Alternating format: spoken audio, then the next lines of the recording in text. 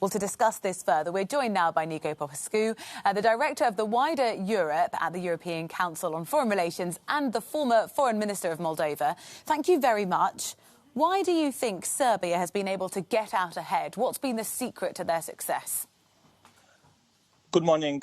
I think there's several reasons. One is, of course, that vaccines at this stage is also a numbers game. It's much easier to vaccinate a high proportion of the population in a small country like Serbia or Israel than in a big bloc like the European Union or Russia, for that matter. So in this sense, even presumably Serbia has a higher rate of people they manage to vaccinate than Russia, which produces these vaccines. And that's also because with 1 million vaccines in a country like Serbia, you go much further. Another element of that, the Russian vaccine, though, let's just talk about that, because it's about 52% of doctors in Russia don't trust the Sputnik V vaccine. Should Balkan nations or countries like Serbia be looking to use it? Well, I think there's a sovereign choice to make there. We know that in Russia, many doctors refuse to take this. The Russian president has so far didn't get vaccinated with the Russian vaccine. And the opinion polls are quite mistrustful in Russia of the Russian vaccine. And I think that's partly because Russia oversold and politicized the publicity of its vaccine back in August and September, which in the midterm by now actually decreased trust in its effectiveness. When we go into the European Union, we know that in the European Union, the policy is to vaccinate the elderly first.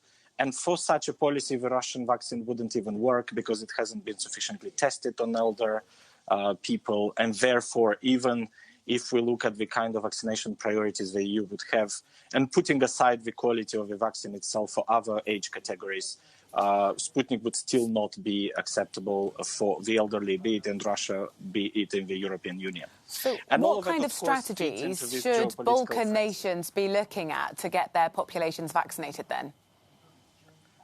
Excuse me?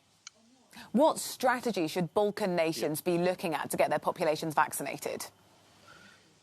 Well, I think the strategy of fragile countries which are not as rich as the European Union is, of course, to get any vaccines they can get on the condition that they are safe and will not damage, if you want, the trust in the vaccination process. So in this sense, sometimes, even if it takes slower, but it's more of a steady process which does not undermine trust in the vaccines, can be justified.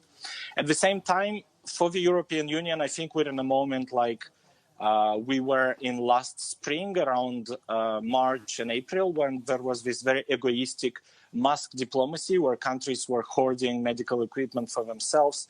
And that, of course, undermines European soft power. It can also help countries like China or Russia to get much more visibility and traction.